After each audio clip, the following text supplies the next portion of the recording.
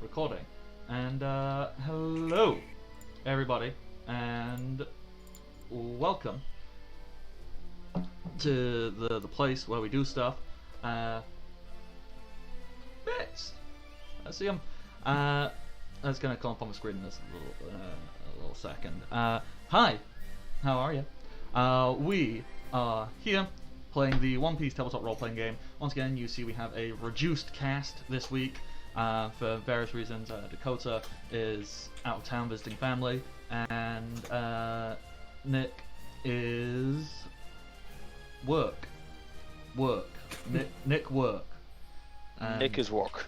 Yeah, Nick is work now. In the future, we need to find out like if this is going to be like a long-term thing. We don't know what his schedule is going to be, but hopefully things will be a little bit back more to normal next time. For now, hi, my face. I am the Bardic Knock. You can find me on the internet, Twitter, Twitch, Patreon, and YouTube, all as the Bardic Knock. And I am the person who paints word pictures, and these people just go, "Can I punch it?" And I go, "Hell yeah."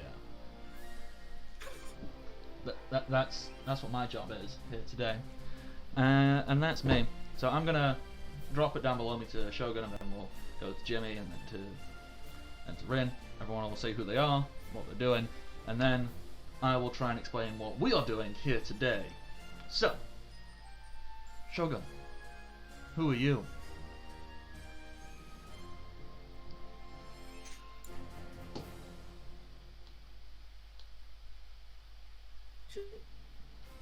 Sorry. I got distracted. I had a thing I was looking at. I thought it was just like the I'm most dramatic looking pause. into a backup character, and I got distracted. Stingness. I'm sorry.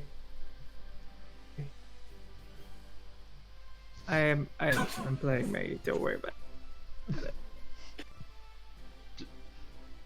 And also, I'm tired. That's a big move. I mean, you were up at what, 2 in the morning, if not later, and it's I don't even know what time it is now where you are. It's still morning. I know that much. So yeah. So yeah, Shogun is playing Gun, and that's all you need to know for now. James, Omen, who are you? I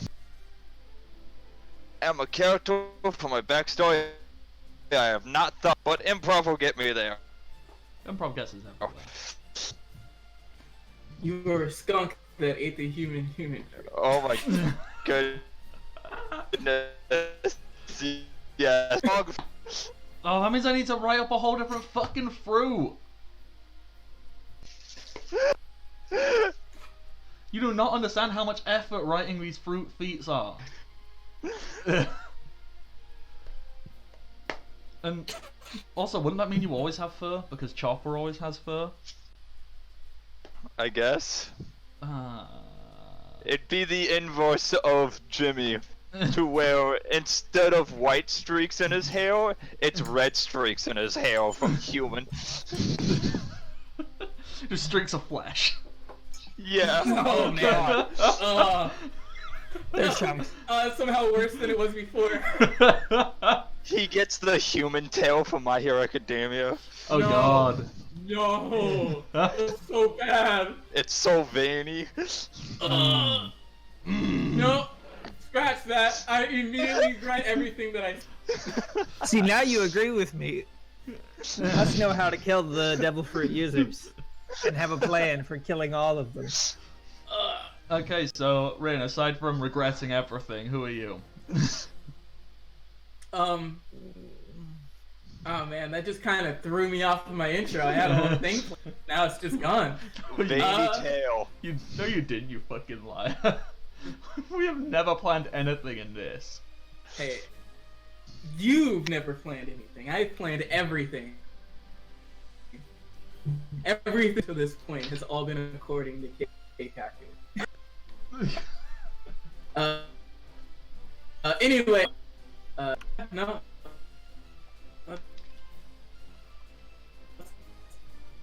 Pretty much pick stuff up and throw it other places. I think my Discord just did a little blep on you there. Can you just repeat that, please? Something completely different. You could say something completely different, and I will never know the difference because Discord is being an ass. What happened before was non-canon. Yeah. That was a filler arc that you missed. You didn't miss a whole lot. Alright. I am the sky. If the sky was the ground. And don't think about that too much.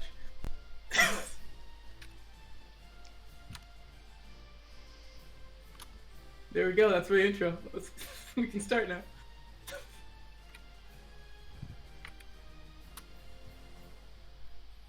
We can start.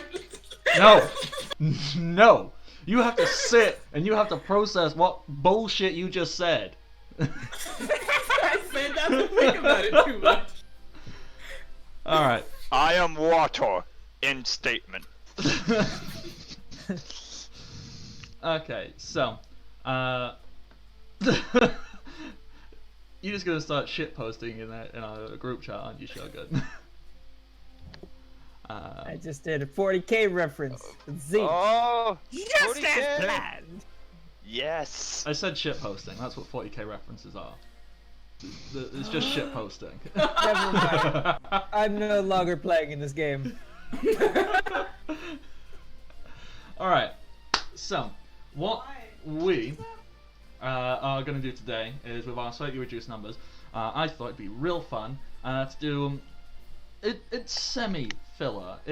So we're not going to progress the story in any meaningful way, but instead of just, doing boring anime filler of nothing really happens, we're not going to pretend like it matters and then never reference it ever again.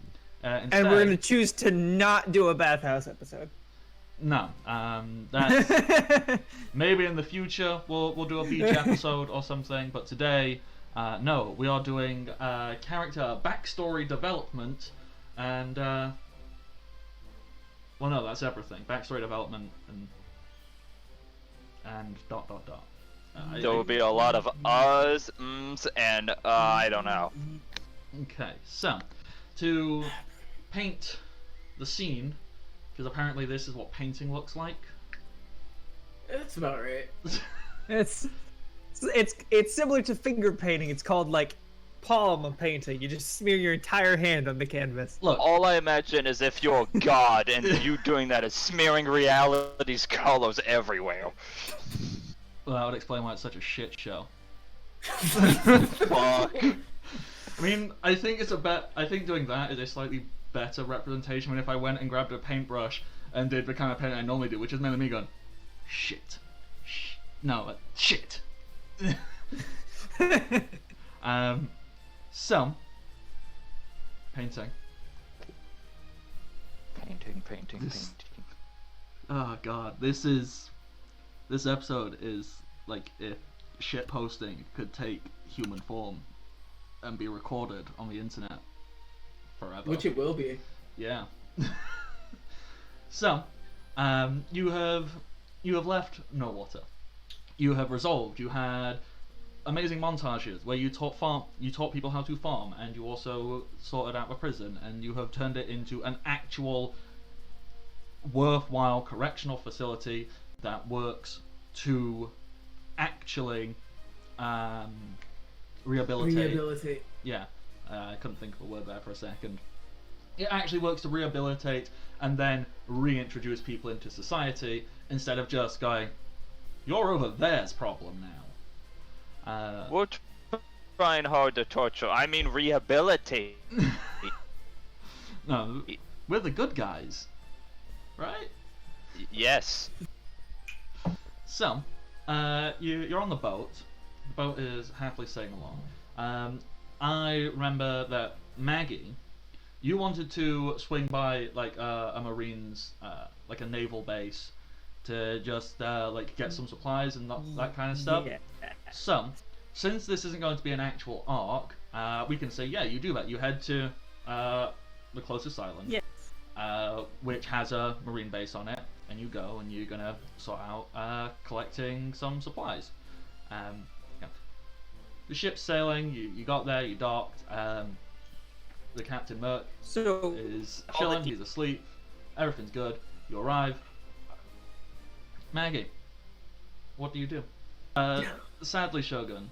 I mean, I think I fixed it. I just went and fiddled around with some stuff on my Discord. Being a massive How did they bug. miss all of that? Huge chunks of that were missed. Can you give No! like an abridged, but also with the good details that? Gun wants more bombs. yes, so I take the explosives that I can get a hold of, Mm-hmm. and then doing basically I don't know how to explain it. I'm sure you're aware of how it works, but basically paperwork can be simple if the people doing it want to make it simple for you. But you can also especially- do the opposite and Yeah. because So I'm going to intentionally do the opposite and make it so that what could be 4 or 5 pages of paperwork is a phone book worth of paperwork. So that if they ever want to take this stuff away from me, they have to go through all of that, get it signed in triplicate, get it mailed over to like the president to have him check it over, and then like just an impossible set of hoops they have to go through if they want to check to see if I'm actually allowed to take these explosives. yeah. Why do we need these bombs? Are you trying to blow up Reverse Mountain or something? No, that's the end of the story. One Piece fandom theory jokes that no one gets except huge nerds. All right, yeah, Maggie, I assume you know exactly how to do this. You don't need to roll anything for this. This is probably something you're quite skilled in, making things needlessly complicated just to piss everyone else off and to get your own way. So you've done all of that, and the people, they see this wad of paperwork and they go, okay. And they will give you the explosives you are asked for. How much are you asking for? Just so we can give a number. Okay, everything seems to be okay for a minute. So, future Bardic, cut to here. Okay, there we go. Oh wow, this actually looks nice. I should look at the stream more often. So, where the fuck were we? And you did not just. I have bombs and I leave. You have bombs. You leave. Oh yeah, we're going to. And I just want to check that there is no such thing as like a remote detonator other than somehow using Deda and Mushi. I think that is some I don't think there's one in the actual rulebook. That is something that we will have to figure out and go. Okay, is that if something that we doesn't can come up exist, with? I'll just take det cord. I'll just take regular TNT detonation cord. Yeah, Because that is just a regular thing. yeah. I mean, I'll just theoretically, there will be a way because Dendemushi exist. So therefore, a form of radio wave, even if it is just through psychically connected snails, exists. So we can find a way to create something. Let me just move that over so my partner is not sat in the corner of the stream the whole time. I'm sure he won't enjoy that. Okay, so that's something we can figure out in the future, and we can develop something for that. But for now, is there an exacting quantity of bomb? How much bombs? how much do they have? They're a marine base, so probably a lot of bomb. Obviously, I don't. We need to pretend that there is some kind of rules here. So Yes. let's assume there is a limitation based on your rank or how much you can Carry. Yeah, I was gonna say how many you're allowed to take. What the military is like.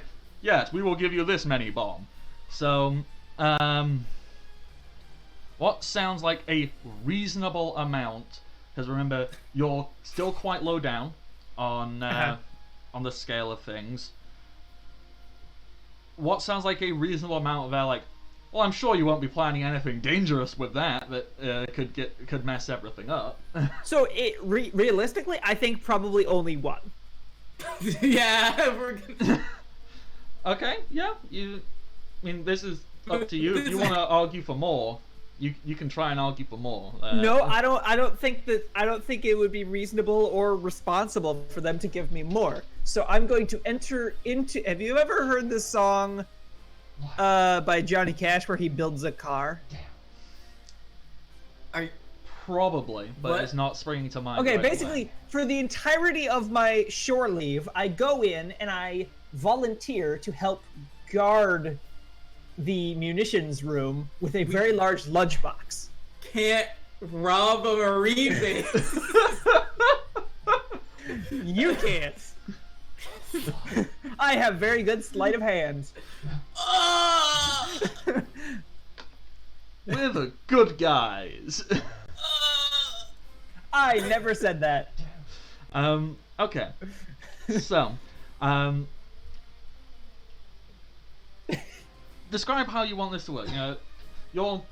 Let's call it shore leave if we're going to call it. Let's say you just docked here, you're resupplying, you're doing this, that, and the other. You're going to be here for a few days, let's say. Just like, a long weekend, 3 days. And you are offering, whilst everyone else is off doing other stuff. We'll find out what other members of the crew are doing in a moment. And you've requested your one bomb. You have your one bomb. Have you let the crew know you have one bomb? Or you don't tell I anyone? just put it on the pile. They probably didn't notice. We already have like 100. I don't even know why we need more. Yeah, it's wrapped in like a brown paper bag. You could probably think it's a loaf of bread. Did Maggie have it? So, If Maggie had it, then it's not a loaf of bread. okay, so. I was just basically questioning, wait, do you carry the bomb on you at all times, or have you left it at the ship? Because that's fine. Oh, no, I leave it in the ship. Alright, cool. So, And so yeah, so every day I'll go there. I'll be like, hey, you guys, guards who are on duty, we're on break, but I get antsy when I don't have like any work to do at all. So would you mind if I like covered for you guys for like a long lunch or something? you see the Marines, the other ones kind of look around and go, alright, you're a Marine. Sweet. We know you're a Marine. We checked your ID. You filled out paperwork. Totally a Marine. Mm-hmm. And no Marine would ever do anything untoward or illegal or potentially dangerous.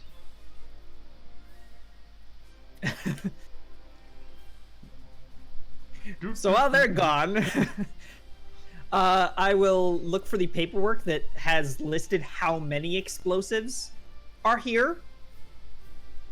Mm-hmm. And I'll just like crumple up that piece of paperwork and throw it in the garbage can. Mm-hmm. I mean, you're not and setting it then- on fire because they could probably dig that out. Yeah, they probably could. I just want them to not do it right now. It doesn't matter about getting away with it. It just matters about like. And then I will go over delaying to the them. stack of explosives, Mm-hmm.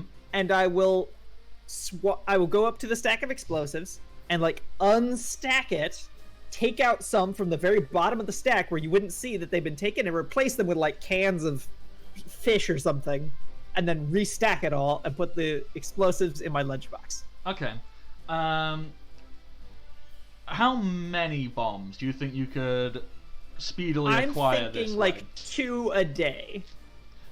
That sounds fair to me. 2 a day, that's unnoticeable. And let's say you do this over a 3-day weekend, because that's what we're saying you have. So you've got the one you legally requested, and then another 6. So all in all, you may add 7 bomb. Cool. Gun now has 7 bomb on top of God knows how many others. Okay. I'm gonna jump over and see what someone else is doing in a minute. But what I want you to think about, Shogun, when we come back to you, is during all of this, like every day you do this, is there a moment in which Maggie has anything that causes her to like think about her past, or basically is there like a scene or an action that you think would lead into an interesting, harp music playing in the background, the screen goes all wavy, and we get a flashback? Yeah. Alright, cool. And we'll find out what that is when we get back to you. So, Jimmy, you've got shore leave. You get to hang out at a marine base for 3 days. What do you want to do?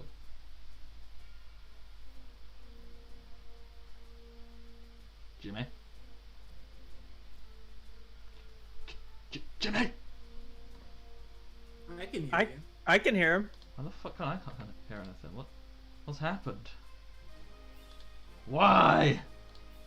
What has it done? Right click on him, see if his volume's turned up or down. Yeah. This is weird. I don't like it. That's fine. Yeah. Oh. Hello? There we go. I can hear you now. There you go. Hey! Just goddamn storm messing everything up. There we go. Okay, so let's try this again. Jimmy, you've got shore leave for about 3 days. What would you like to do in this time? So... Shampoo. Data... That won't help. All I'll do is ruin the shampoo supplies. Well, is Data around me? Well, you've got 3 days.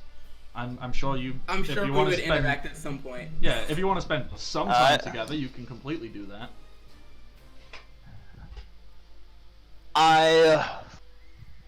He has the tornado fruit, right? That is correct. Yeah. Oh, cyclone Okay. for cyclone. Cyclone, my bad. I just want to make sure. I'm gonna come find him, and before I reach like within 20 feet of him, I announce, "I'm coming to talk with you. You might want to plug your nose." Don't worry, I smelled you an hour ago. Okay. So, I've been thinking, since all I can do is throw grenades and spray in a cone, you doing what you did with my acid, my poison, my spray, whatever you want to call it, can you do that with other things? Yeah. Like, can you make water, for example, hit a lot harder than it should? I don't know. Well, give me a second. He looks for a body of water. Well, there's the ocean right there. It's Yeah, I always figured. right there. He's gonna stick his arm in the water and try to pull it into his tornado arm. I mean, yeah, you can do that because devil fruit abilities are still active in the water. I mean, I know it's a bit weird for Logias, but Yeah, Logias can still activate. That's like half of the Logias are kind of immune to it because they can like freeze or disperse the water in some way. But it's a weird one because when you think back to like Alabaster, it's like, well, why did Smoker get stuck in the water? Like, why did Smoker nearly die? It's like, well, you can kind of do it, you just can't move. So right, providing you don't get more than past your waist, you're fine. right. So yeah, you can totally slurp. That's the sound effect I'm going for. Yeah, I was like, yeah, looks like I can. Alright. Thank you. And I walk away. Okay. So, what I would like to do is, since I am a... why don't I have my She-Devil pulled up? Fuck!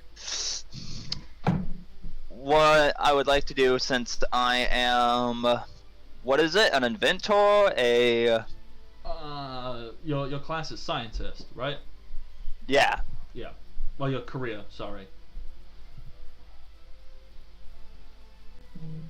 I would like to, if possible, look around for materials like open jars, fucking soda cans, whatever. Okay, so And if that's the kind of materials you're looking for, if you're looking for, literally trash and scraps and things like that, that's easy. as skunk do. Yeah, you can easily go and find, like the garbage cans, the refuse areas, and you can just gather that stuff up. If you're looking for like actual real materials, not trash, you're at a marine base. It's not HQ, it's not headquarters. But you can go and find like actual materials as well. So whatever that would consist of, if you're looking for like metal and ship repair equipment and stuff like that, you can get that. Like you can get a hold of stuff. Obviously there will be a limit because you need to get permission and all that shit. But All I want are containers that I could seal back up with ease. oh yeah, obviously if you want trash, you can go and find trash if that's your aesthetic, or you can probably just request, fucking Tupperware or something. You can get Tupperware for shit. You get the full Tupperware set. Nice. So you get the shaker, you get like the pasta dish, you get the smoothie cup, you get everything, all the Tupperware. Alright, that'll work, I guess. I grab those, and in this time, I start filling up one with my spray, one with water, one with oil. Oh shit. Okay, yeah. How many of these do you want, basically? Because like as many different ideas as you can come up with right now is how many of these you can get. So Well, right now, I just want one of each, but so corrosive oil, water. I don't know if there's another thing I can think of. Rocks. Rocks? Fine. A bunch of pebbles. one which is a potential option, which you could only do because you're at a marine base, is you could probably find some kind of freezing spray or liquid, like so. Oh, Yes. Like Yeah. some liquid Liquid nitrogen. or something. You could definitely get something cold, something that will freeze. No, I would like that as well. And one last question before I end this. Mm-hmm. My corrosiveness fucking like sprays through skin, as we've seen, like it burns skin. How does it react to plastic? We will say these are specifically. I'm calling it Tupperware. Let's say this is like specifically designed to hold acid and. Okay. I mean, a lot of plastic is immune to a lot of different types of corrosive materials. Yeah, it depends on the type of thing. Let's say these are fine, but yeah. I also think for like plot convenience, I mean, yes, okay, acid resistant stuff exists, that's a mechanic, that's like armor you can get.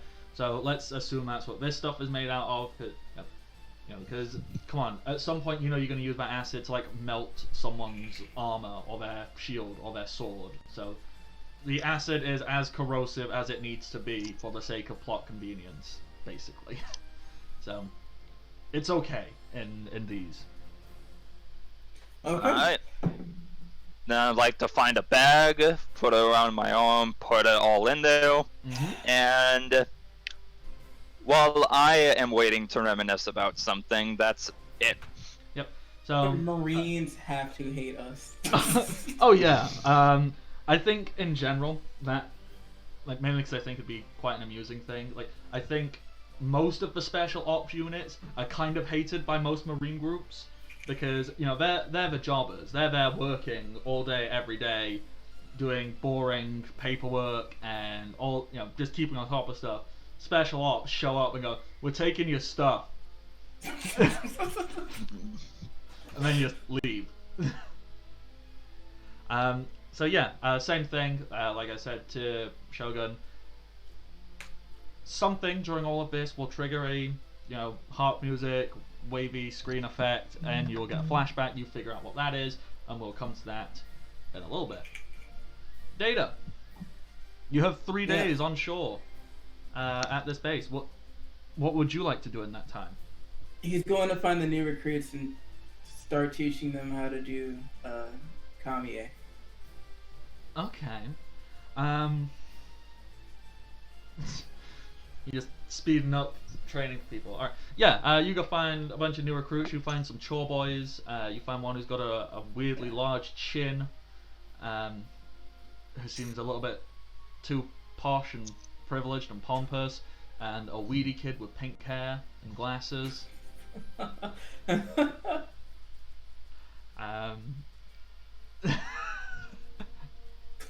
I wonder who these two people could be.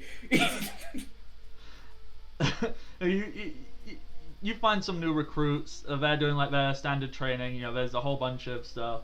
They're practicing sword techniques. They're having to do hand-to-hand combat. They're having to do all kinds of very rigorous, hardcore training.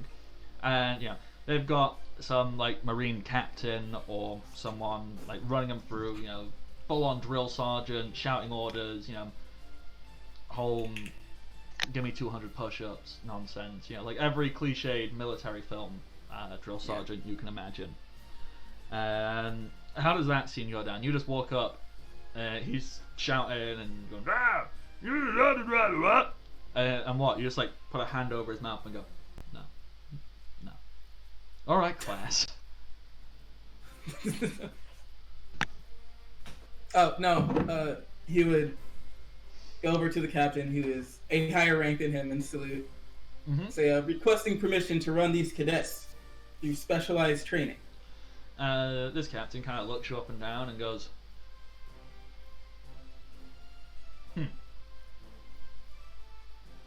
permission granted. And he turns and goes, alright, you maggots, line up! And all these crews, they all come and line up, and he goes, this here, we got a special ops agent. And so you, little boys and girls, and everyone who identifies as something in between those two binary options, you are going to learn from some of the best. Take it away, cadet. Well, not cadet. What's your rank? At this point, you want me to say my career rank, or? Yeah. I believe I'm Seaman rank. Yeah. Which is pretty funny. Take it away, Seaman. Yeah, that's my rank right now. So, you've got this lineup of people. How does the training go? How do you teach? Okay. First, he pairs everyone up. Mm-hmm. And he does the traditional. He's like, all right, first he wants everyone. You punch really slow towards them, and he's like, all right, don't just move your head. I want you just to move only the body parts that are necessary, and only those body parts. Okay. So it's like if I punch at your arm, don't move like your entire chest and everything. I want you to literally just move the part of your arm that needs to dodge. And that's why you start really slow. And then you just keep doing that over and over, and slowly do it faster and faster. Okay. Hey, this is a dice-based game. Let's roll a dice. What do you want to roll to train these people? Well. What's a good skill? With all of my great charisma and intelligence. Clearly. This is just like trying to teach people to farm.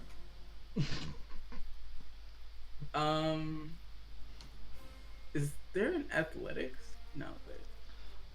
I don't think there's a general athletics. This is very 3.5, so there's jump, climb, I'm swim. gonna roll performance as a demonstration. Okay, go for it. Dice, come on. We're cool, right? Nope. Is that a 1? I can't. No, it's not. It's just. Oh, it's a 3. Yeah. It's just that I have really bad charisma and I rolled really low. So it's like I can do it. I just can't explain how I'm doing it. Okay, so you're trying to teach, and you know, like you're doing it. You know, they come up and they try and punch you, and you go, "You just do this." Like, what do you mean? You just do this. And these cadets, they just don't get it. You know, they must just not be good. They're just not good cadets. It's clearly not you lacking as an educator. It's them. Like, just okay, not... hold on. I have another method. It's like the how to draw videos, Alright, where it's step here's 1, what he's step gonna 2, do this time. step 50. He's like, all right. He's gonna pull a cadet over. He's going to just punch him in the face. He's going to. Here's what he's going to punch at him. He's going to try to invoke his body's natural instinct to force it to do the technique via an intimidate. Okay, so you're basically going to teach this guy. You know, so what? Like, describe how you want this to work. So basically, since he showed them what it's supposed to look like. Mm-hmm. And he can do it. He's pretty strong. He's like pretty muscular. So he's punching at his shoulder. They all have the potential to do the technique. So his theory for this situation is that there is a, I don't know, primal instinct Mm-hmm. can get the job done. And so he's making a big show of it. He's like, all right, I'm not gonna hold back. If this hits you, it's gonna hurt a lot. I like that. So through that, let's say you're only teaching this to one person now. Instead of trying to teach like a whole group, you've got one person and you're just teaching them. Okay, so let's see if they can pick it up. Yeah, they get the gist of it. It's not perfect, but as you definitely got to do it, and you know, they get the idea. You still hit them, Right. Naturally. but you know, like There was a little bit of bend there. yeah, they go like they think they did it, but they didn't quite do it enough. So they still get a big hit, but for the most part, they you can see like, okay, if they can remember how they just did that, Right. they will be able to maintain this information and they will learn. If they just keep training that, they will get it in time. Perfect. Alrighty. And is this what you want to do for all 3 days that you're here hanging Yeah, around? he's just going to be training cadets in different stuff. I Alright. don't know if any of them have devil fruits, but I don't want to make up devil fruits right now. okay. That's a lot of work. Because, come on, if we say it's like a really dumb joke one, then I've got to go away and figure out how that would work. Yeah. So, same as the other 2 people, is there a moment in which you have something that will trigger a flashback? Of course. Alright, cool. That's my flaw. I was made for this. Okay, so, instead of jumping to someone else, we're with you. Let's start. How does this flashback start? What is the exact moment that makes something happen?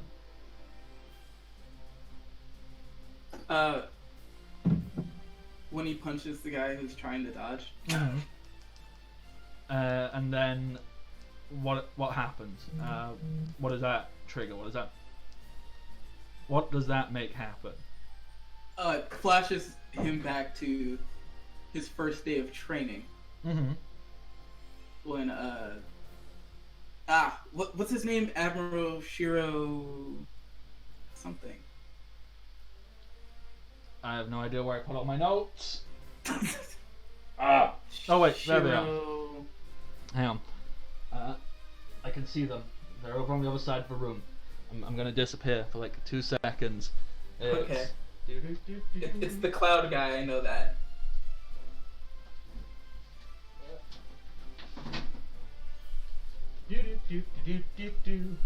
I'm back with my notes. He's got a name somewhere. Shio Reon. Yeah.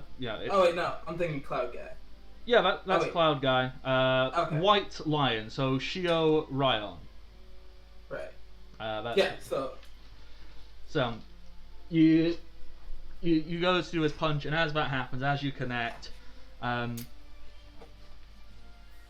what is the exact moment of the flashback? So, we want to go full fucking anime with this, and what? So like you do the punch, and then what I is do it? the punch, it hits him, and then the scene cuts, and instead of the cadet that he's punching going flying back, him flying back from someone punching him. Mm-hmm.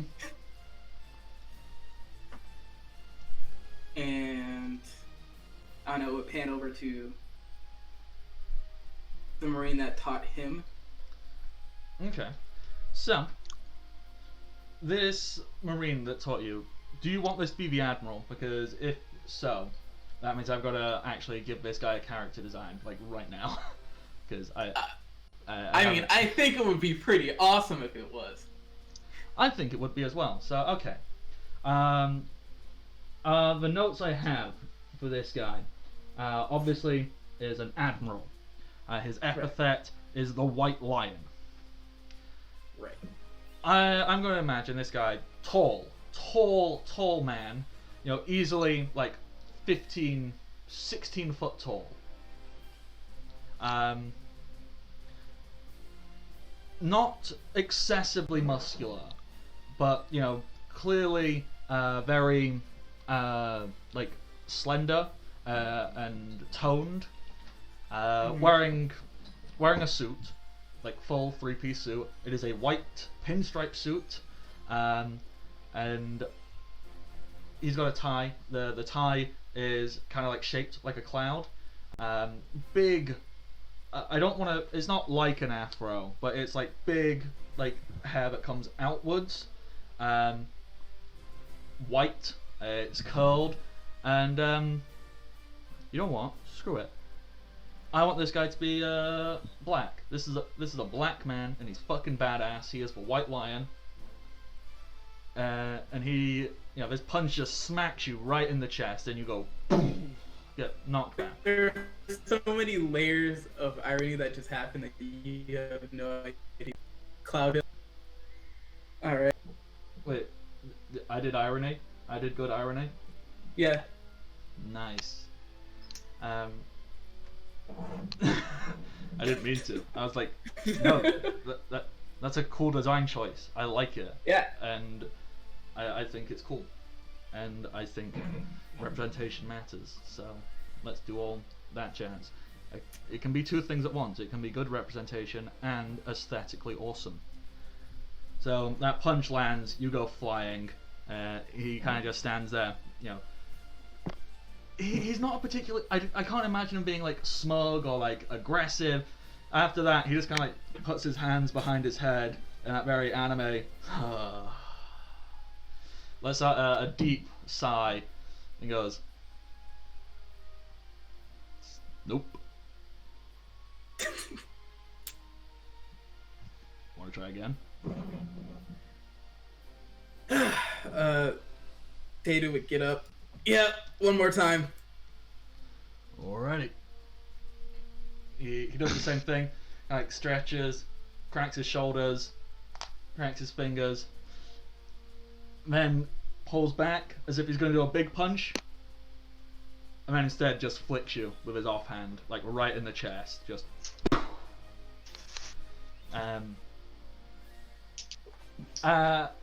Do you want to roll defense on this? See if.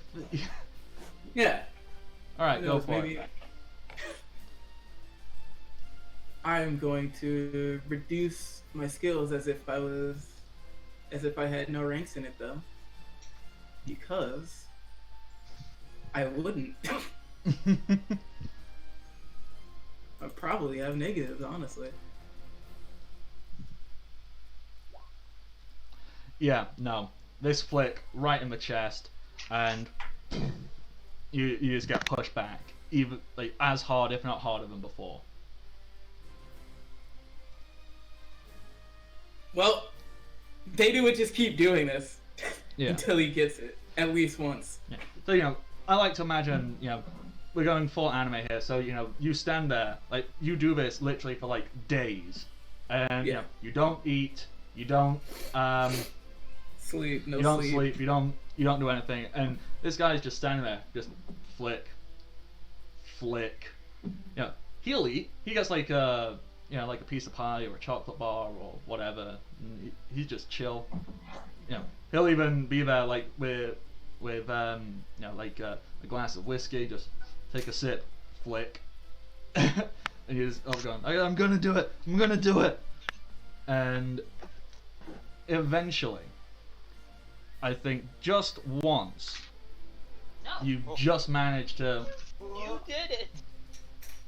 You just dodge the flick, like it just your body just curves around the flick, and Shioreon just kind of looks and goes, yeah, Wasn't and then punches you in the stomach. I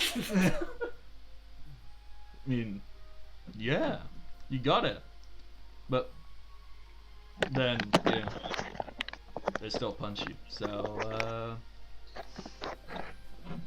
I mean, good job, but you're still not it.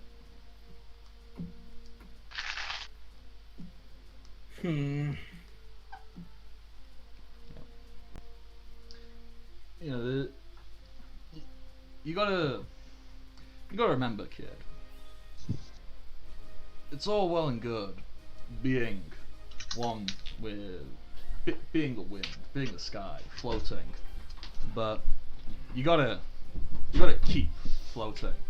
You can't just do it once. A cloud doesn't exist for a moment. It floats until it exists no more. You get it? No. Well, think about it. Well, don't. Whatever. Hey, maybe do that. Maybe don't think about it. Just, be a cloud, man. Kind of scratches his head. All right, guess I'll give it another shot. Okay, so do you want to... This time he's not gonna think about it. Yeah. So, we have a choice here. We can either narratively paint this, or do you want to roll something? I want to roll it. This time, do you want to roll it as if you've got ranks in it? Or Sure. as if you're actually using Kamiye? Sure. Yeah. Let's see.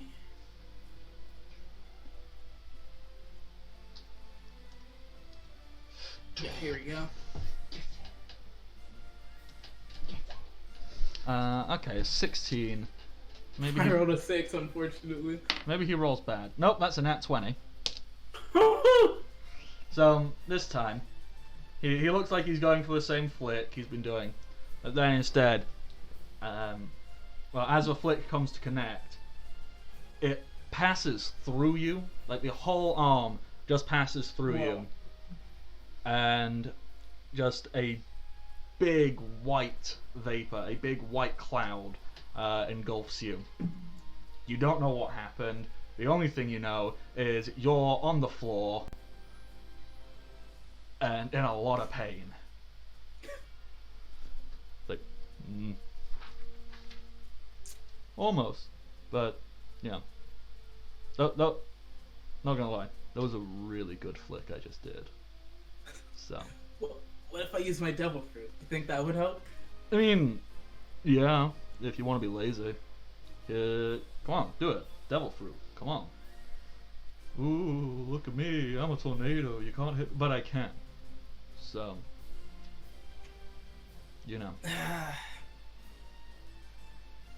Fine. More training. All right. cracks his knuckles again, and do you want to try again? Of course. This is gonna work. You're gonna roll a nat 20 eventually. 21. All right. Yeah, there we go. He rolled crap. So this time he goes to do it. Goes to do the flick, and you dodge, and then the follow-up punch comes, and you dodge again, and he brings his hand up, and as he brings his hand up, whole thing just turns into like a white vapor, and as he brings to slam it down, as it does so, it like turns black and crackles with lightning, and you dodge again, you jump back, and it's super badass and amazing, and it all goes dead silent. He kind of looks and he goes, nice. So, how you got dodging? How do you plan to kill me?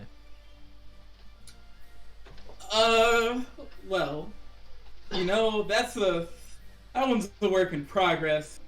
I thought of this, and is there anything on fire around, or like? Yeah, you know what? That last one he did, where the arm turned like all black and thunderous, lightning shot out of it. As he did that swing, we'll say lightning struck, and it set like some of the ground on fire. Cool. He's gonna kind of poke his hand in there, pull some of it in. Okay, so you go, and you've got like a miniature flaming tornado in your hand. Be like fire tornado man. Mm-hmm.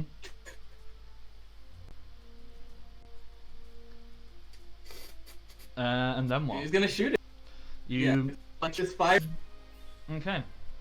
As you go to do that, immediately, a rain cloud forms above you, extinguishes the fire, and you are met with a vulcanized, full armament hacky fist or hand, just grabbing your entire head and lifting you up off the ground. He goes, "That's the problem. You should know how you're gonna kill me. It shouldn't be a plan. It shouldn't be something you figure out. Don't start a fight if you know the other person. If you don't know, the other person's gonna die."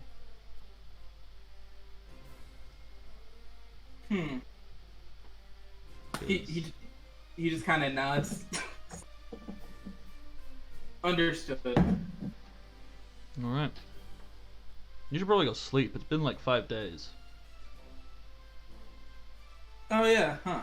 And then he's just gonna pass out like on the spot. Like, oh yeah, I guess I have been awake for 5 days, haven't I? Still dangled in the air in this dude's hand, just like, I like this kid, but nobody can know I said that.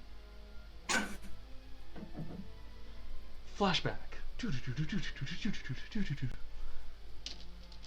I like that. That was a cool little flashback, and I just designed an admiral. Nice. That was cool.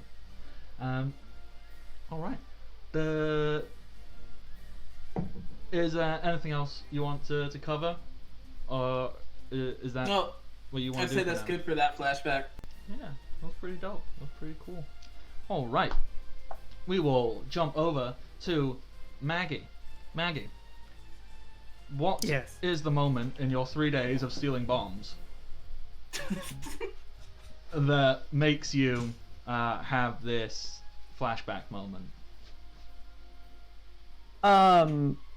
Maggie, while in the requisitions room, in the munitions room, sees an old pistol, like an old flintlock pistol that someone just chucked back there and hasn't been using forever. It's all rusted and fallen apart, and she remembers back when her father tried to use one very, very similar to try and defend her and her family, and how that went. Okay, so let's paint this little scene. So, where do you imagine this happening? Like in a household, like just... a little village, Mhm. pretty much, So- and everything is on fire. Yeah, everything is on fire. It's very anime, dramatic. You know, you can see like shadows in the fire going. Ah! And Maggie's father. Do you have a mental image of what this person looks like? Your father, like, are we going like classic anime dad, so like mustache and like? Not take. Yeah, and so he basic simple firearms for people to like hunt, and so he had this pistol. As the place is being by the user of the fire fruit. Okay. So, one moment. Yeah. So, as this is going on, you know, your dad kind of like pulls out his pistol and taking shots at because I haven't designed this person yet, and I don't know if you're gonna want to kill this guy in this flashback or not. So I don't know. Or maybe he still exists and is still out there. I know they're still alive. Okay. We failed to kill him, but other than that, I've got no ideas who. Well, this is something I get to design then at some point. So Like, silhouetted... his actual look, we probably didn't see much of it because he was just fire. Yeah. So this large flaming creature, you know, bigger than anything you've ever seen, tall, wide, has like jagged eyes and teeth made in fire, going ha ha ha. Actually, no, hang on, needs a signature laugh. Meta, meta, meta, meta. Because meta is Japanese for fire. Oh, meta. That's what you're saying. Yeah, meta. So that's this laughter, and your dad is there and just like firing shots off into this fire and just disappears. Nothing happens, and this great flaming hand just engulfs the father. And does your father have any last words for you as they get engulfed? Not that I know of. Not that I can think of anyway. Just so, you know, let's go full anime. You know, there's the image. The father turns, looks at you, fear in his eyes, like a single tear, and says something, but there's no sound because then we'll fill in what he says later. And at that moment, this flaming claw just engulfs him, and he disappears forever. So I pick up a handful of gunpowder from like his work stuff and just throw it at the being of fire, which does nothing to him at all, but it does like a bunch of sparks on his face. And then I start running. Mm-hmm. And just running and continually just flicking like little bits of dust back at him if he chases me. And I try to draw him towards the hill of the island, because on the hill of the island there's a cliff into the ocean, and I try to. I run, and being a pretty small child, don't really have much of a plan. I just try and get him away. Mm-hmm. And realize that I really don't have strength or the capacity to like push him or anything. So I just draw him in, get him to the point where he's very close to catching me, and then I jump off into the water and hope that he like just leans a little too far forward trying to grab me. Yeah. So, yeah, you know what? We can work with that. So you've got to this cliff edge, you know, some rocks tumble off the edge of it, and this flaming monster. Like, it doesn't even have like a human silhouette. It's just fire. It's coming. It's chasing you, and as it reaches out, you like turn Assassin's Creed swan dive or is it more like a stumble and fall, or? Yeah, more of a stumble for me anyway. Yeah. As you do that, this flaming claw tries to reach after you, and it just catches. It catches you. It doesn't Yep. hit you, like it doesn't grab you, but the flames, they'll touch you, and that I think you're gonna be left with some burns. Oh, in pretty burned eye is useless now. So at that moment, you hit the water, pretty severe burns all over.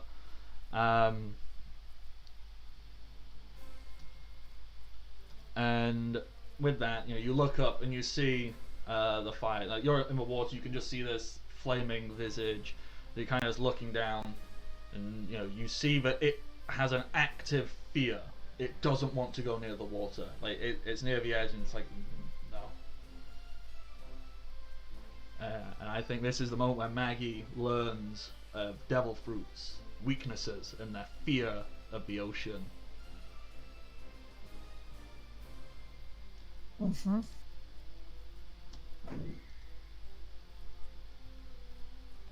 There we go. And then Maggie at some point later acquires or builds replacements for the damage done to her body. Replaces her eye, replaces her arm. Specifically puts in metal underneath her skin to protect her from fire. Nice. And has basically made a vow to not kill just this devil fruit user, but all devil fruit users, because they're all evil and monsters. Well, if it is used for wrong, she will be the one to take them down, and she will do her best to prevent any more from being created. She's going to figure out how to end the creation of new ones. Okay. But she does believe it would be wrong to just kill people who are good, just for having them. All right. Like she thinks that Data is a good person and shouldn't be killed just for having the thing. All right. She's not so sure about the mammoth person.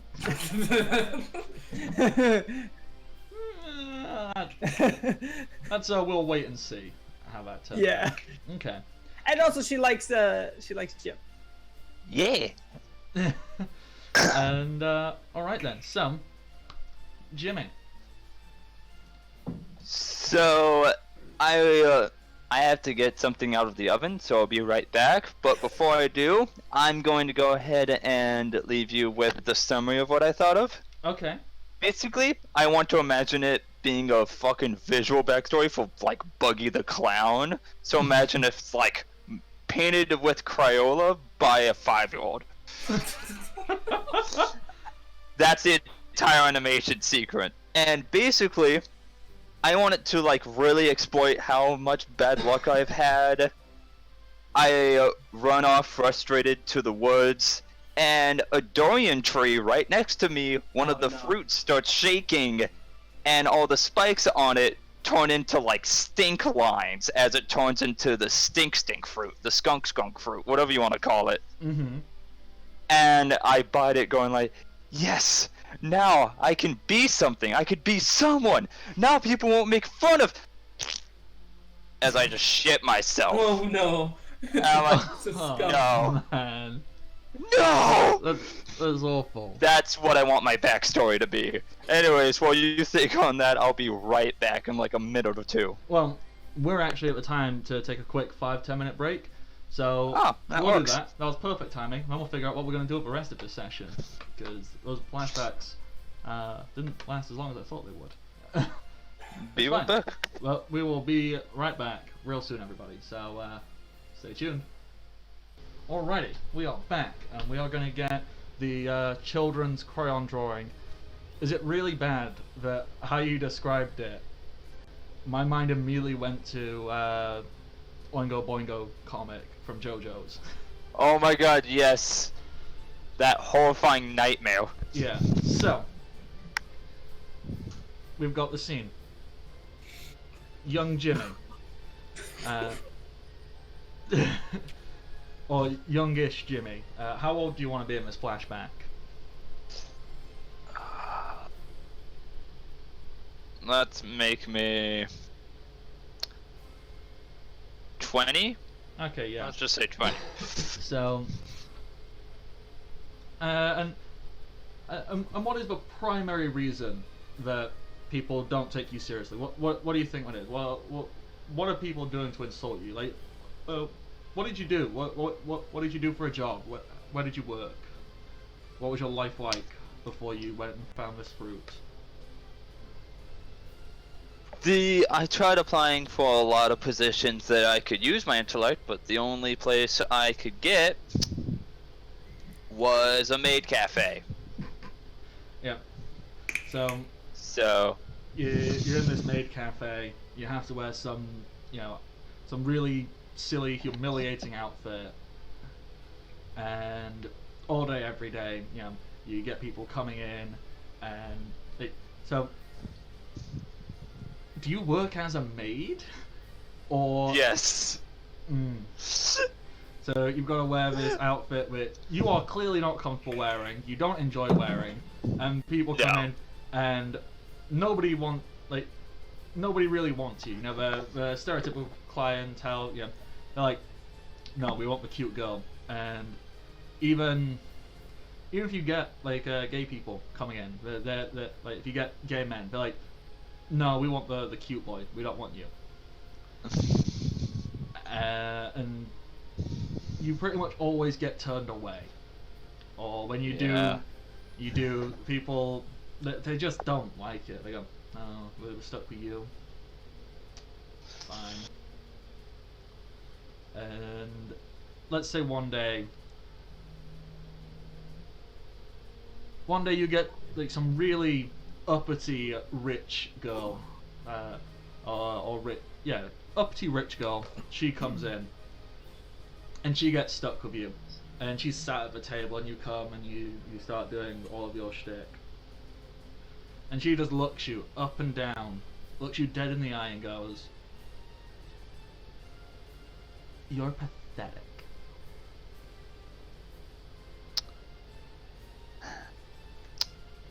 So I've been told by many and myself. Yeah, How may I help you today? No, I don't need your help. I just want to clarify, and I want you to get it in that you are pathetic. Look at you. Your entire life is basically worthless. You should just disappear.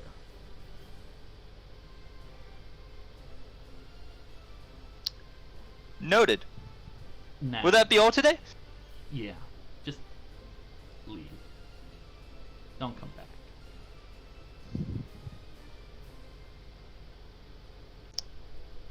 Okay. Somehow got the. If we find this person, Maggie will kill her for you.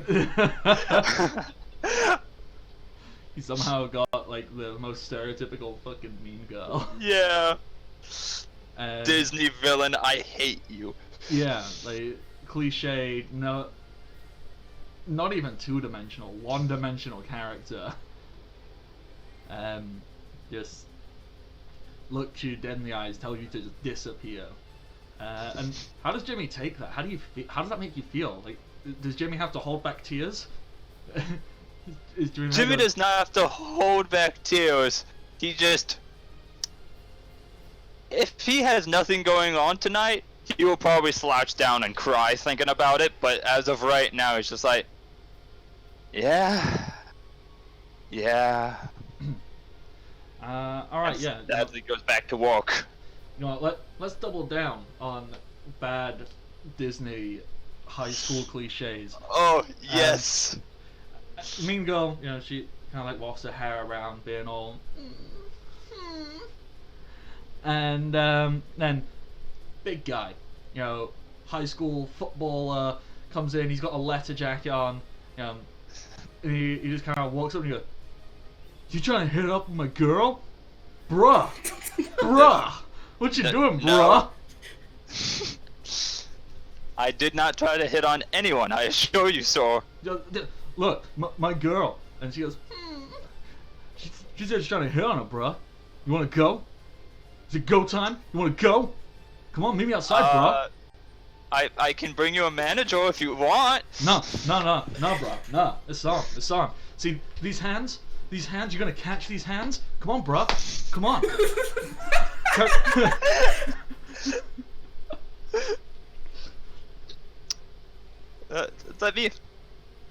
Let me get a manager. He's then gonna like grab you by your maid's Oh, outfit. fun. And pull you in and go, "Nah. See, this is the manager." And he then has to switch hands, get the other one, and go, "And this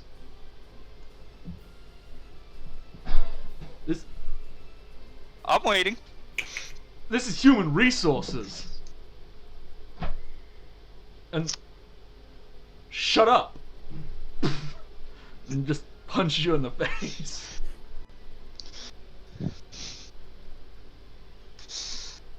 I'm guessing I am. Let's just, for story's sake, say that like knocks me out.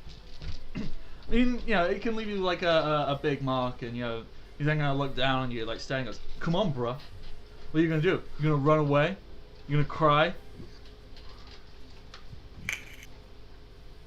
Well, that really did hurt as I'm tearing up. What are you gonna do? Come on.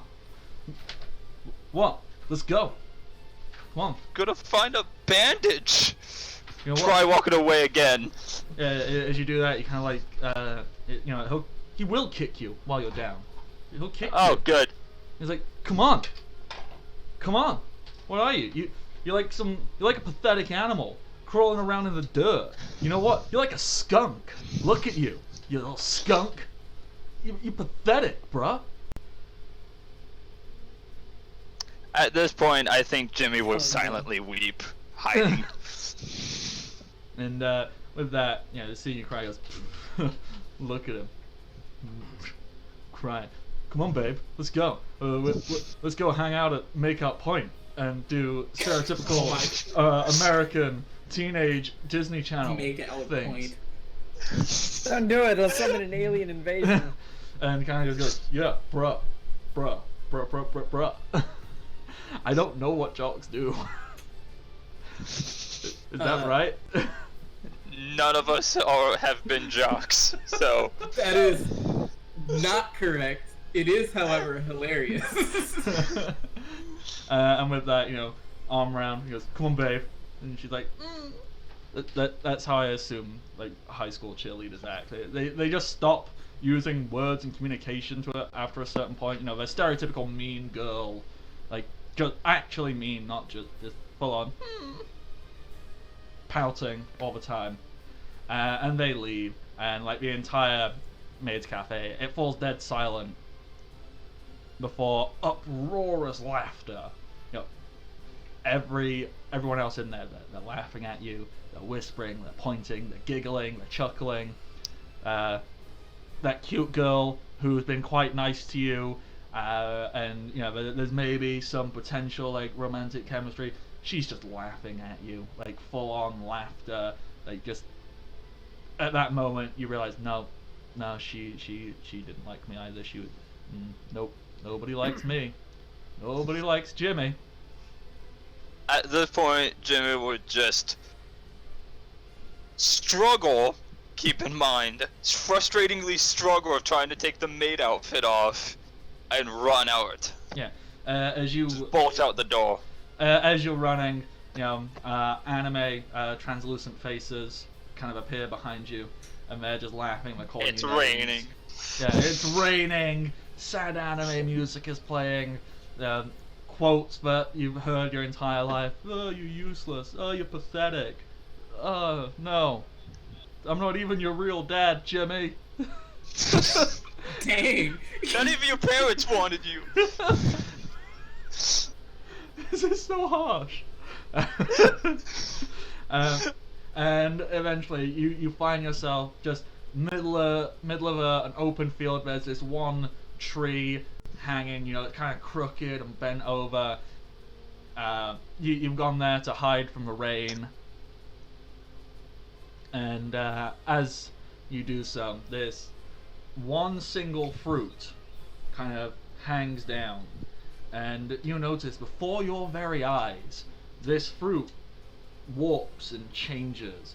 It kind of like spurts out like little curled lines, and it gets swirls, and it turns like this purplish color, and it seems to have this very distinctive squiggly line patterns, like squiggly green lines form over it.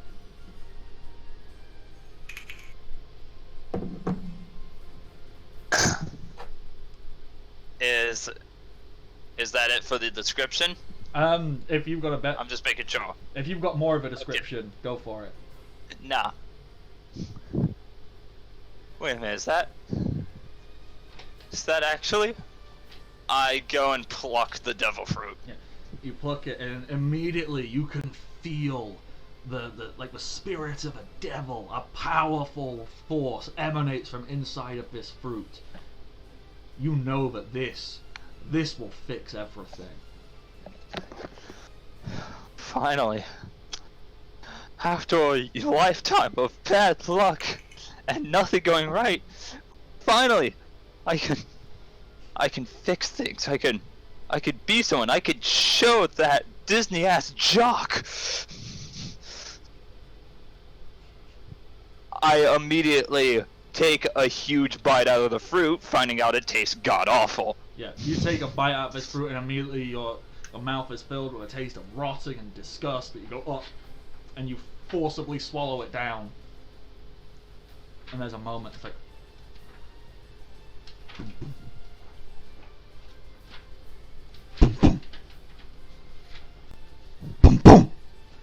and you feel a power growing inside of you, some potent force emanating, a rumbling. Yes. Yes, finally! Finally I...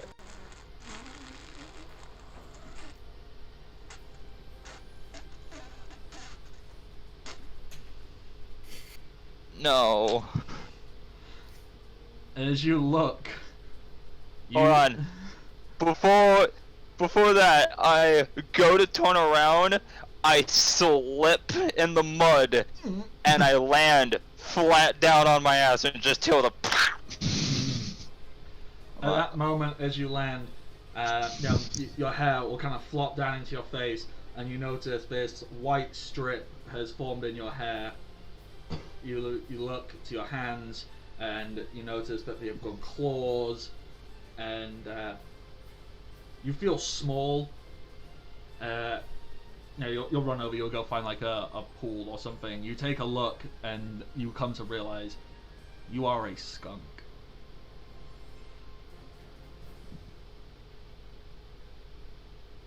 I think at this point, I just fall down full skunk and cry. Full skunk cry.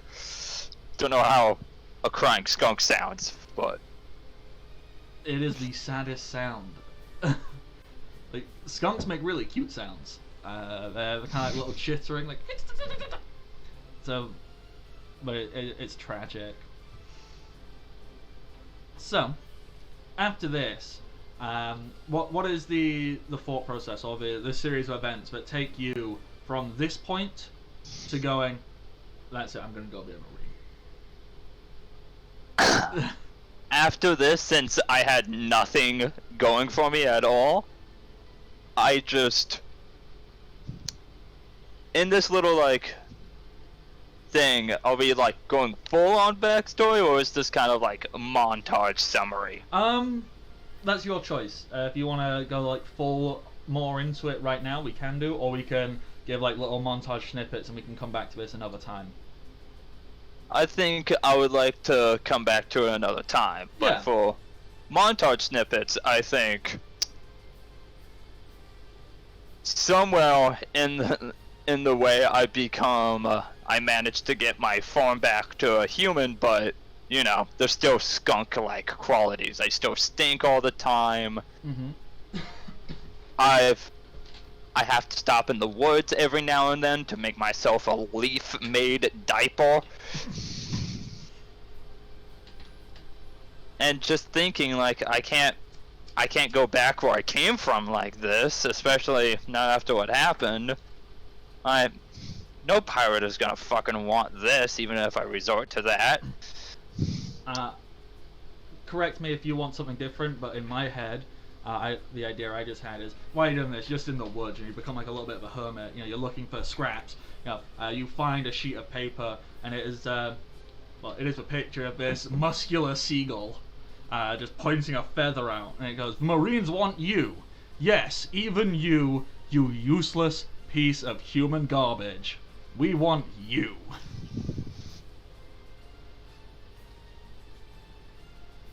At that point, Jimmy just kind of looks at it, looks at the sun, and he goes,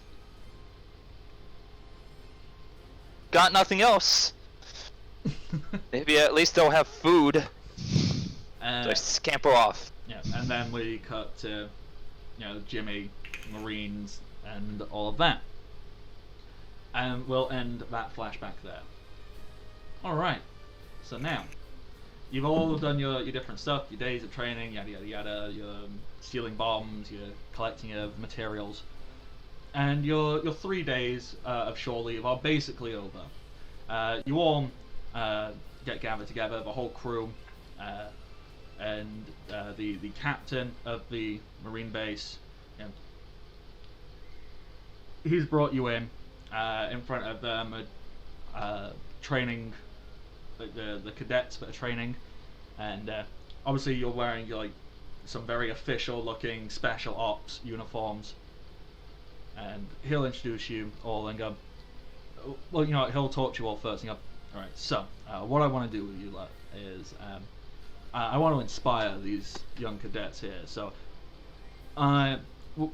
if it's alright, can you share with my cadets some stories of your training experiences? What, you know, the toughest moments you had to face during your time as a cadet, and how you came to form this amazing group you have here today. You know, the Liberators of No Water, Special Ops Unit 69. You've got to have some great boot camp stories, right?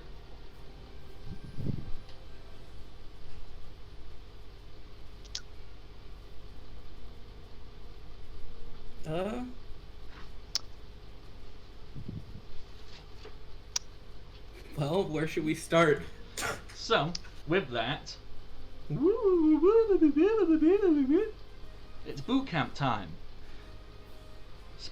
Special trainings, operations. So there's you lot, Merc is there in the background, Zor Oran is also there, and Frankie is off in the background doing stuff. You are all dressed in, you know, cadet uniforms. You've got like little chore boy hats on. You've all got like mops and like the marine vest top and trousers, and you are being screamed at by a drill sergeant for something. What is your group, which is your crew? You're being trained as a group. What are you being screamed at for? What have you done?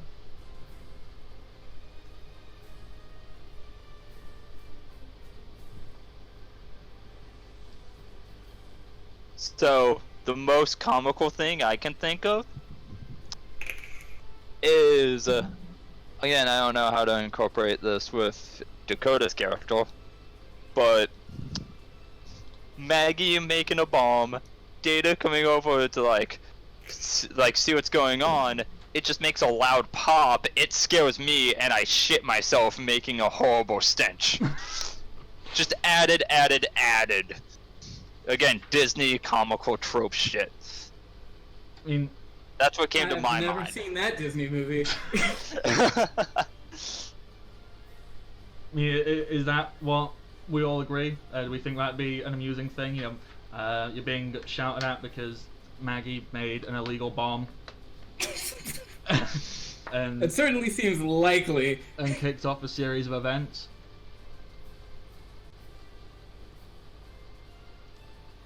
I'm fine. Shogun, any complaints?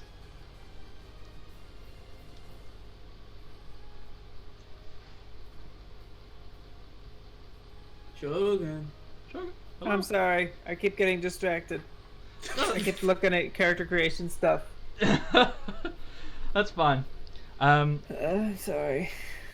No, it's cool. I get it. You didn't get much sleep either. It's cool. Don't worry about it, man. We're doing flashbacks of the day of boot camp. We're being yelled at. So Likely because I believe the proposed thing was that Maggie was making a bomb. Data then found the bomb, causing it to go off, which scared Jimmy. Jimmy and made him spray. and for ease, Merc, Zoran, and Frankie were just nearby, and they're also being punished as part of this. And this is you lot have been separated out, and you've been lumped together because of this, and you are being tasked right now as like, all right, you are now on the worst possible cleaning duty. Not cleaning because that's boring. You lot, you are now. You don't get to sleep in beds. You have to sleep outside on the cold, hard floor, and you also have a full night shift. That is your punishment. You have the night shift of the watch. How does this scene start with? Let's say it's just you three here. The other three, they're off somewhere else, doing the same thing, just in a different area.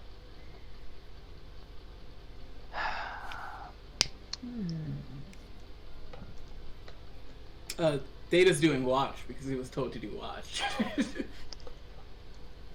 Yeah. Am I allowed my rifle since we're doing watch? Like if we're attacked or something.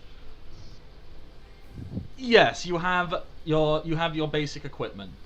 Alright, cool. So I'm not shooting anyone or anything. I'm just looking through the scope. yeah, just sat there looking through the scope. Is correct me if I'm wrong, but like I'm used to seeing TV tropes of only one person keeping watch. Are we all supposed to keep watch, or is one of us supposed to rest while we take shifts? Well, that is entirely up to you to decide amongst yourselves if you want to have that conversation. And, I don't think I need to sleep actually very much. no, I don't think cyborgs do need to sleep. No, I just need to smoke one extra cigar. So, my mental image here, you sat in like some watchtower. You've got like a single paper thin blanket. All right, now you know the blankets they give you on airlines and the same terrible pillows that don't do anything. Yes. You've got that. You have one between the three of you. I take a long inhale from my cigar, and you see fire. Like you see you know how if you put like a light up against your thumb, you can see through it a bit, right? Mm-hmm. You see that, and you just see the outline of my rib cage as there's like a fire inside of me for a second, just with my breath, and then it goes away. You can use the blanket. Your name is Data, right? Yes. Don't ever come in my space again. Uninvited. Perhaps you should follow protocol and not make improvised explosives from materials that you stole. I did not steal them. Oh, really? Where'd you get them from then? They were requisitioned. Oh? That sounds like a fancy word for theft to me. No, that's how the Marines work. Okay, so Do you not understand paperwork? no, but I do understand bullshit. Have you ever done your taxes? What? Are you talking about? Are you talking about? I the believe you may celestial be- dragon offering? I believe you may accidentally be a criminal. Are you talking about the celestial dragon offer that everyone is required to do? Like what? I'm a How do Marine you- officer. Our how taxes do are you taken think out of the our paychecks. Marines What are you talking about? Paid. How do you think the Marines get paid? Where does all that money come from? Civilians have to pay for it. If you haven't been doing that, that means you are actually guilty of tax evasion and are a criminal. What you're doing here is deflecting, and I'm not going to allow you to change the subject from the fact. We can That you're discuss that making bombs. after your arrest. While they were arguing, I look around. Is there like a trash can or a garbage bin?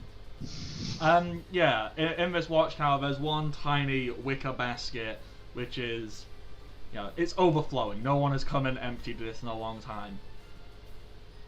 I turn into a skunk while they're busy arguing, and I dumpster dive. What? Oh, great. Now this is happening. You have no proof that I stole anything. Whatever. I do have a copy of the paperwork, though, if you would like. And I pull out at a giant this stack point, of paperwork. I don't even care. Is anybody actually doing watch whilst all this is going on, or are you too distracted? At this point, no. My cyborg eye is looking off to the left, doing watch.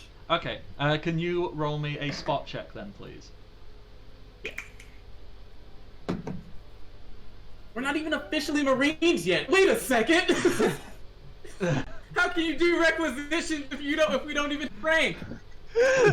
That's not how any of this works. Well, That is a 6. You think you catch a glimpse of like someone or something moving, but it looks like it's inside the compound. So you go, it's probably just an officer going to bed or sneaking out for a late night cigarette. It's probably not a big deal.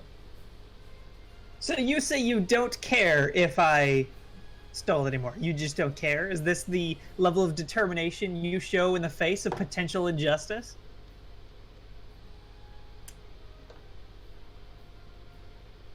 Data is going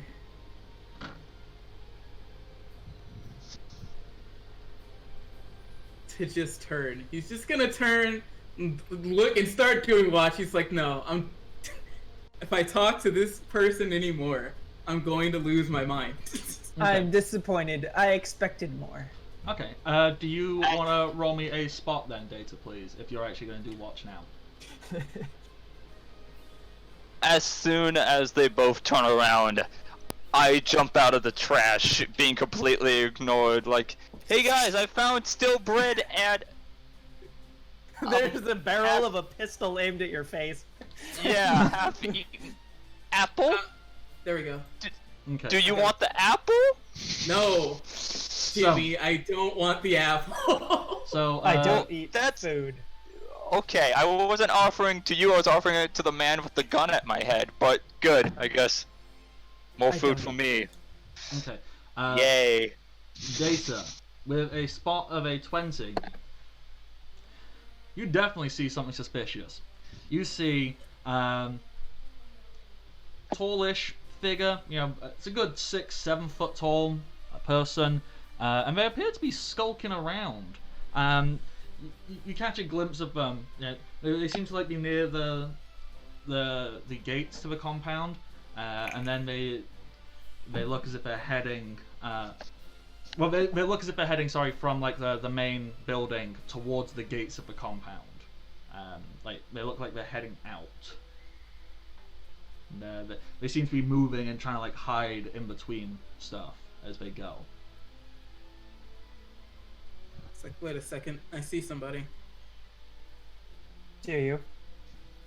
I immediately morph back to human. I will turn on my X-ray vision to see if I can see if this person has anything like hidden under their jacket. If they've like stolen something and are now going away with it.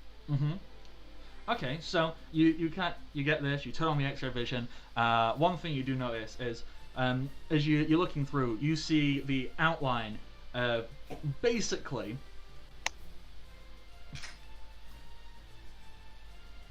you see they've basically got a minigun tucked under their coat, like a big, scary-looking weapon. They are very armed. Take it carefully. We need to disarm them immediately. Oh, no. We need to notify somebody. I draw out my sniper rifle. Hold on. I We lock are on. the watch. We I tell want people to do when a we see called something. shot No. to shoot off their trigger This finger. isn't protocol, Maggie. Okay, so roll that, please. Roll an attack to try and hit the trigger finger. That is there, and then +5.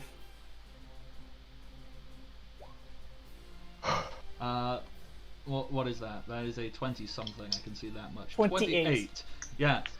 One shot is fired, and you hit this thing, and you aim. I don't care about doing any damage at all. I just want to take off their trigger finger. Yeah. And you got the X-ray vision, so you've zoomed in, and you go. And it makes this loud metallic clang as your bullet has hit their hand against the gun, and the bullet hits the gun, so this bing! And immediately, following that, there's this and then The alarm has been sounded. this person runs Yeah. and hides. You see them make a dash for it, and they're heading to like find like a hiding place. As soon as Well, I this is- see him fire the gun, I'm just like, 3, 2, 1, fire! Okay. And I was like, yep, that was the alarm. Well, you're at the watchtower, so you control the alarm. Who goes to Yeah. activate it? Okay. Data would be sounding the alarm. You- As is what we're supposed to do. Okay, so you go over to the Denden Mushi, which is the alarm. You pick Oh, it yeah. up. It leads to like just a big Denden Mushi on top of the tower, and you go to click it, and as you do so, it goes gotcha, gotcha.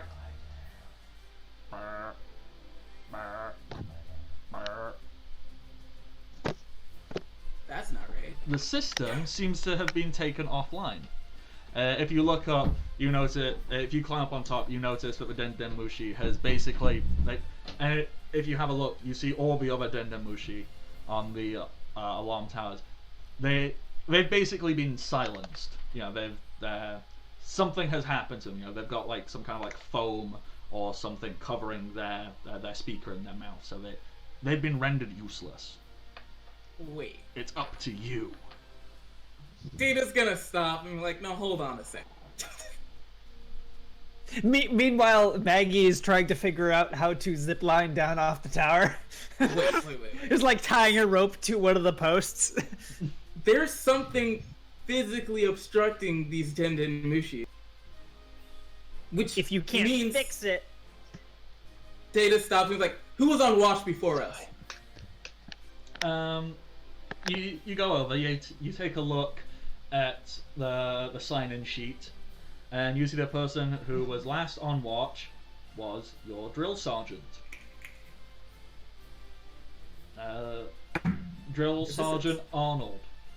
Is this a test or is there a drill sergeant? we'll look into it in a moment. We have to stop this guy. He's stealing very dangerous weaponry. Product, did you Yeah, just what a... Disney Three Musketeers us? Maybe. Yeah, real crazy. Isn't it crazy, having someone steal dangerous materials? Do I know what Data's abilities are? Data, how often do you use your abilities, especially in training? Never. So no. Okay. Because if I'd known what his abilities were, I would have thrown him out the window, since I'm pretty sure he wouldn't get hurt by falling. He doesn't tell anyone. But no, if I don't know partially because he doesn't want people to know, and the other reason is because, as was shown in his flashback during training, he's like, I need to train my body. I can't rely on my. So he just doesn't use it unless it's absolutely necessary. All right, get down. We got to get this guy. Well, when he's fighting pirates, he uses it because he's like, whatever, pirate, I take them down as quickly as possible. But and so he's Maggie gonna will run down. grab the rope and slide down Data will with also- shotgun. I go in follow. Okay, yeah. So this very dramatic scene, this rope go down, Maggie just slides down. Jimmy, how do you slide down this rope? Do you just turn into a skunk and run along the rope, or? Yeah, Yeah. So a little skunk scurries down. that's what I'm gonna do. And Data, how do you Keep get that down? Do you just step down? Just. Woof. Yeah. Yeah, he's gonna just step down and not explain how he does it. Yeah. So, you're on the floor. You have a vague idea where this cloaked, hooded, shadowy figure has run off to. How do you engage? Come out with your hands up. You are under arrest in the name of the Marines. Data's gonna circle around while this is happening, using cyclone fluidness to go along the ground.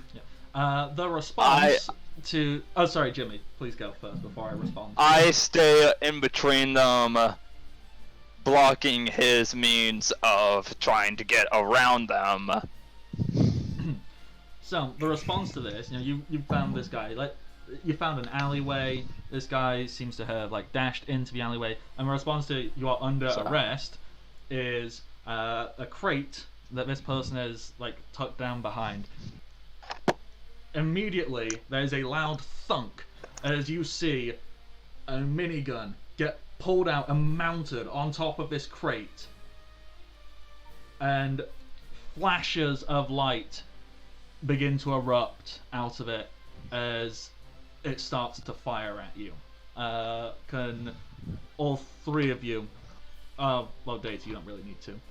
But can you roll defense rolls for me, please? Alright. Let me get on roll I'll do it training, 'cause anyway I have because I'd nothing rather prepared. not have anyone 33. go on the Loki. Just. Oh wait, wrong character sheet. How did I do that? Let me look at the numbers on that. 33! Oh yeah, because I have intelligent defense, where I add my intelligence as well as my dex to my defense rolls. I'm coming. And I rolled a 17.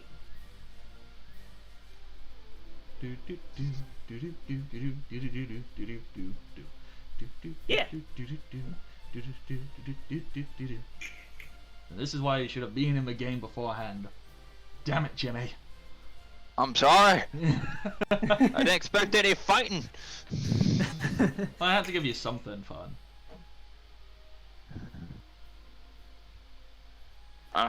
Since I rolled a 33, I'm hoping this guy didn't nat 20 and break through that. That'd be pretty crazy. But if I have beat him, I would like that I would just not dodge at all. I just stand there, and the bullets just ricochet off my metal skin. Oh, hell yeah, we can do that. So do I add my whole intelligence or just my intelligence modifier? Just the modifier. Modifier. Not the whole ass intelligence. You don't Okay. get to add 18. Wait, do you have Then- intelligent defense? I do. Oh, cool. That's a really good one for a scientist. 22. Okay, so this person rolled a 16. So Maggie, these bullets So you just take cover behind me. yeah, these bullets just hit you, Maggie, and bounce off. Data, you get hit, but they will pass through you because you are aware of them and you are a Logia. And Jimmy, you're either crouched down, hiding somewhere, or you're just stood behind Maggie. However you want to envision it. I stood behind him and just yeah. What do you do now? What's the response to being shot at by this minigun? Can I get sort of a intimidation roll, because I did just stand there and I now have, because I have like fake skin, like human looking skin on the outside of my metal skin, so a bunch of that has been torn off. Mm-hmm. So you just see so I look kind of like a Terminator with like a bunch of the fake stuff ripped off. That's pretty... and I just stood there up to a minigun. Okay, Can I roll intimidation? That's super badass. Yeah. I don't know if I'm any good at this. I probably am not. But no, yeah, never mind. It's just a charisma roll because I'm not even trained in it. It's a 20 plus. Oh no, not plus, -2. Oh dear. I got 15. That's not terrible. That's not bad. Yeah, with that, a voice just goes like, "What are you?" A Marine. Okay, that was badass. And then I would like to fire my shotgun into their shoulder. Yeah, go for it. Very Go for it. carefully, trying to not damage the expensive minigun. Mm-hmm. Which would be another lock on, but not with the full attack. 22. Yeah. The shot. You shoot right in the shoulder. He gets knocked back, kind of staggers away from a minigun. He is now unarmed. Oh, well, What's the actually, follow-up? I'm going to rush over and do a front flip and try to land the kick on the top of his head. Go for it. Perfect combo. Well, let's not speak too soon now. Need to roll. 14. Oh yeah, you come and you boom, crack in the head. So he's stumbled back, been kicked in the head, and Jimmy, how do you follow? So he's stumbling, not knowing what's really happening, right? Well, he's stumbled and he's just been kicked on the top of the head. There's Typhoon Man floating above him, doing said kick. I like to imagine, and once again, Rin, you can tell me, no, that's dumb, don't do that, that your heel has basically kicked the back of this guy's head as you flipped over. So you kick him in the back of the head, causing him to fall forward into whatever attack Jimmy's going to do. That's what I was going for. Alright. I just go, oh, well this works, as I pull out of my pocket a mini water bottle, which is just filled with green gas. Mm-hmm. I've been saving this. I unscrew it, put it right up to his face, and I squeeze the water bottle to hell to force all of it in his face. Alright, he's going to make a little save. That's a nat 1. With that, this... like, at first, it doesn't seem like anything happens, but then if you look up, you see, like, essentially a mushroom cloud. And with that, the cloak is knocked off this guy's face. This was the drill sergeant all along. Except not wearing a marine uniform. Underneath the cloak is a pirate outfit. How dare! Yeah, and at that point, you made your own alarm with this mushroom cloud explosion, Yes. basically. And then a bunch of old Marines kind of run in and go, da da da da, and they get in and go, what, drill sergeant? Why are you just a pirate? And he goes, ah, you finally got me, the great captain of the Redcoat Pirates, Benedict Arnold. Yar! You found me. Bardic isn't great at making up names on the spot. I just take the minigun and begin to clean off the blood off of it. Mm-hmm.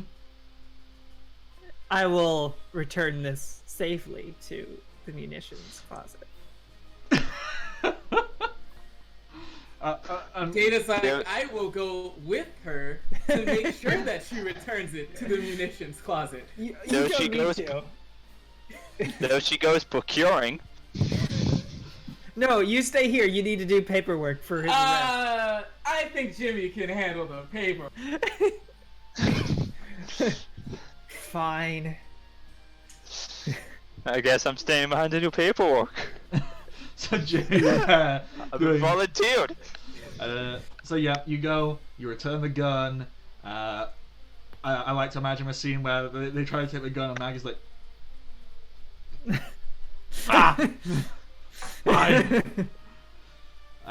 Yeah. Jimmy is just there with a paper going, I don't know what I'm doing. Do I sign here? No, you signed over the warrants. I don't know. Aggie will return since she's proficient in paperwork and help everyone get through it. And Data, do you How need is- me to sign your name? Or do you just put an X? he's calling him stupid. It's like, Oh, yes.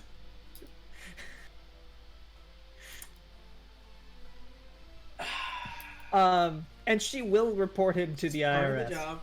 Just part of the job. It's just part of the job. It's fine. Everything's Maggie. gonna be fine. Maggie comes over. So you almost got the paperwork done. I turn over sobbing. Help me! They keep screaming. Oh, no. As all of this is going on, you know, the other three members of your special ops team being Merc, Frankie, and Zoran. You recruit a Tayo later, because that's how that works. They get pulled up. They did something similar. There was another guy, like a vice captain or something, who was trying to help him do some nefarious shenanigans. And you've all been gathered. You get pulled into like the chief, the captain of the base. You know, basically you get called into the principal's office, but instead of like the person you know in there, I mean, Data, you know who this person is Admiral Shio Ryo. So, black guy, white suit, tall, and he's sat there. The chair is far too small for him. He's sat. In, Does he have like medals so like we can tell his rank at least? Admirals always they have the admiral jacket. Yeah, the big white jacket with the word Admiral written on the back Okay, of it so in salute then. kanji. And he stands up and just takes a sip of some whiskey and goes, so these are the guys? These are the people? Really? I mean, cool. So, here's the deal.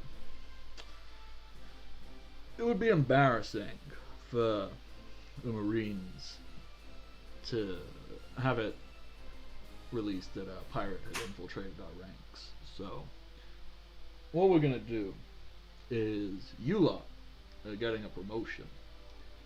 Instead of just being bog standard recruits, how would you like to be special operatives? I would like that very much, sir. All right. It we would get be that an in writing? honor. Oh yeah, we've got a whole contract. Don't worry about that. So all right, we'll assign you, and from now on, this group of 6, you know, we've got a bounty hunter. We're gonna put with you to help you blend in and get all the information you need. But from now on, you're gonna be Marine Special Ops Unit number 69. Your first mission starts tomorrow, by the way. We're sending you to the South Blue.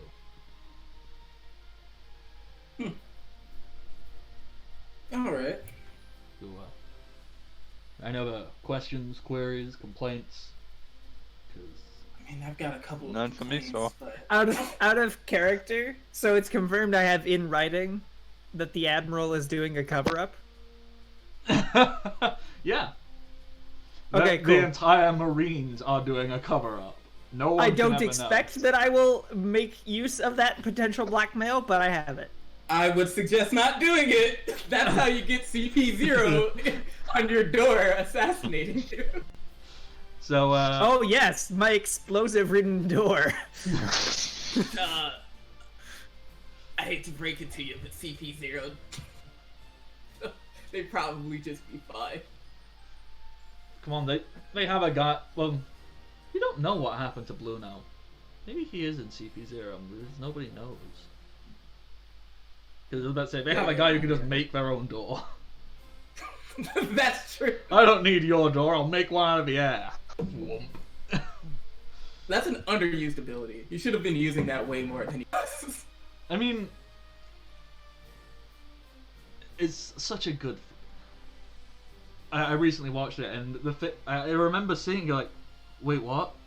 When because I forgot he ever did it. When he turned Luffy's face into a spinning, rotating door, I'm like, what the hell, man? That's not a door. That like, you can just manipulate time and space. It's unnecessarily good. But that being said, Anyhow, I have some complaints. the Admiral just kind of looks and he goes, no, you don't.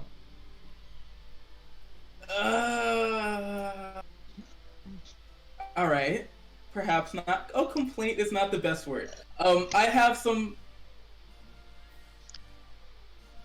situations that need to be acknowledged. Yes, there we go. The Admiral just looks at you. No, you don't. It's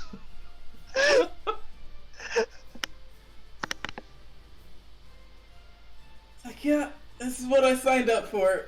All right, fine. All right. You'll get a ship sorted out first thing in the morning. Congratulations, recruits.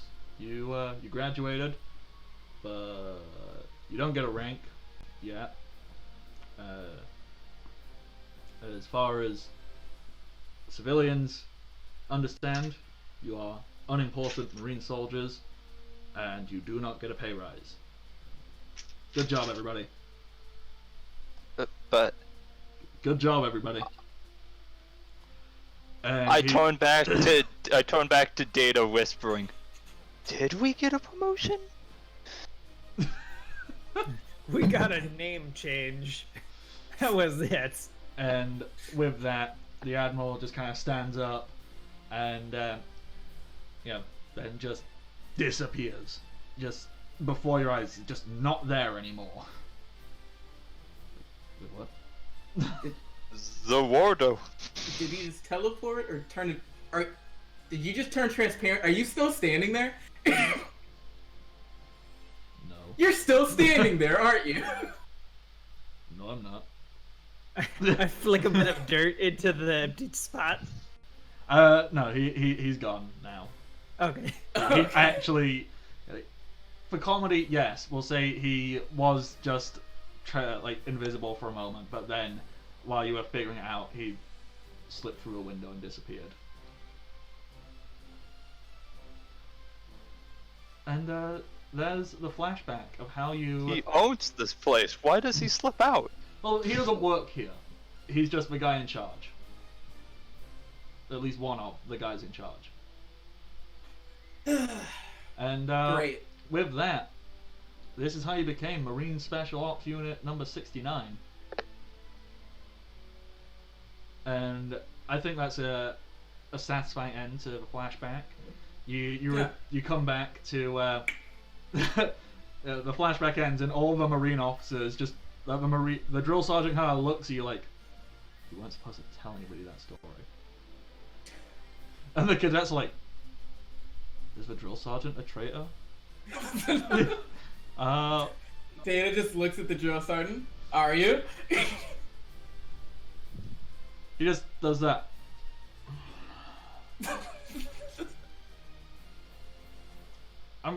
I'm filing a formal request for you to leave now.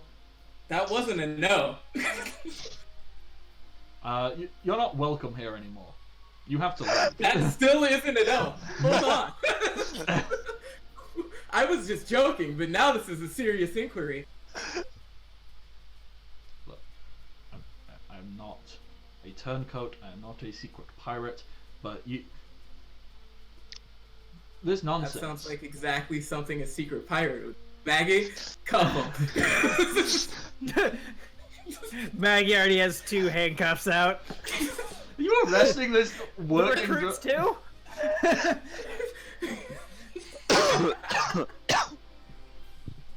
Don't worry, cadets. We have the situation under control. I think where we should end the session is, you know, you go to the captain's office, and the captain just looks and goes, "You need to leave. Like, you really need to leave."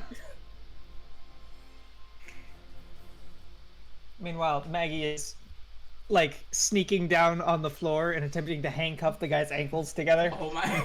All right, that's enough. That's enough. So, do we have anything else you want to do and say you did while you're here before you basically get told to leave? And then we'll end the session with you setting off on the boat and a bunch of cadets cheering and whooping you on because they want to be just like you, and a bunch of officers going, "What have we done?"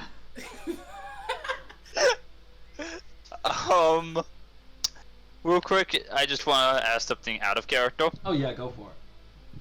Please, for the love of God, make it to where when we go to like a high-end marketplace for like security detail, that I see spoiled rich Gore and Jock again. Oh man. Oh yeah. Please bring them back. All of these characters are going to come back. It's going to be big, important character moment. Like, I hadn't had any plans for the Marinomi user, because I'm trying to not use canon devil fruits, but nah, he exists now. He's out there in the world. He is a terrifying evil pirate who's going to appear. And Spoiled Rich Girl and Jock, I don't know, they're going to be involved with something somewhere. Ooh. It's going to be an escort mission. Oh no! Oh man! That's Alright. Could be awful. I did want to suggest, and I already talked to Merc about it, or Nick, and he was cool. I'm not sure about everybody else, but I want to go to Lobo next. I think it was. Lobo's the place with the whole. Okay. I'm pretty sure. So, let me read my description of Lobo. It is a terribly impoverished island that has been drained of its natural resources, primarily by a marine base set up on the northeastern coast. Down the southwest coast, there is a small fish person collective who seem to be causing a nuisance to the locals of Canaan Village. The one settlement of Notomi Island is a fishing port/market town that has grown less and less populated as the years have gone on. Yeah, Lobo. Alright, so with that... Bad marine base, we should get rid of it, is what I'm saying. So, sounds like a good place. Sounds like a place that is well supplied. Procurable. Currently well supplied. Oh, right. There, see, we can steal from bad marines. So, with that... I never steal. Does anyone have anything in character or out of character to say, or do, or plan to want to make before we do a sign off and say goodbye? Before they leave, he goes to the captain, does a little, salute and bow, like, "I deeply apologize for any inconvenience," and then leaves. Anybody else?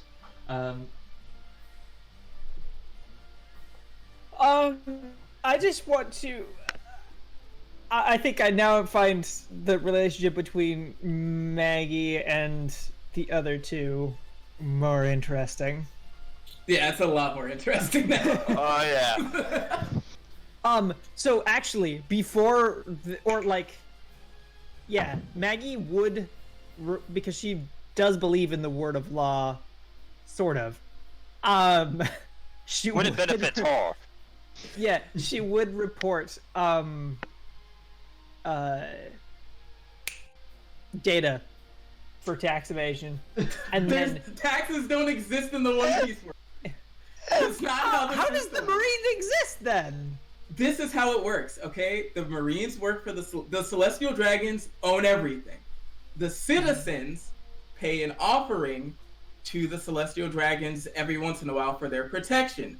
This payment automatically comes out of any Marine officer's paychecks.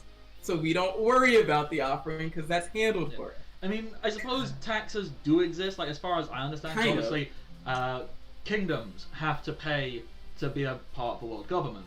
Right. So one would assume That's the world government offering. Yeah. So I'm assuming kingdoms have taxes to pay that. So taxes will Right. exist. Your Marines. In kingdoms. But yeah. But the Marines don't worry about that. Yeah. Like your. But I'm sure, Mag, you'll have something else to report you on. Like, I don't know. Data commits no crimes. You know what, Mag, will probably report you for not reporting. Because you can be arrested for not reporting crimes. But Maggie reports you for not reporting. You have no proof.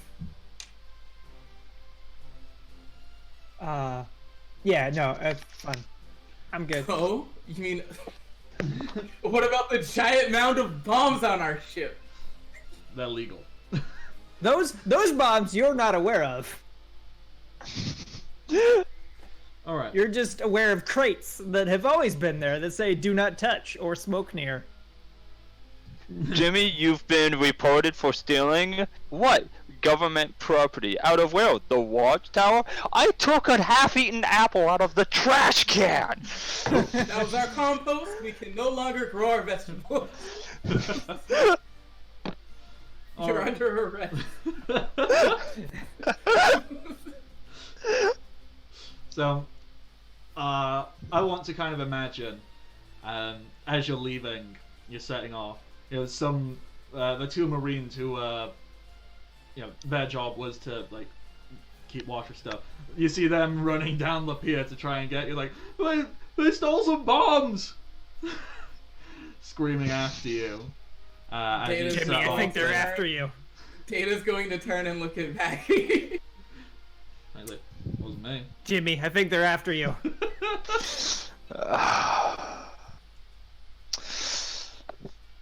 I'm going You're gonna get away. us court-martialed. You are going to get us court-martialed.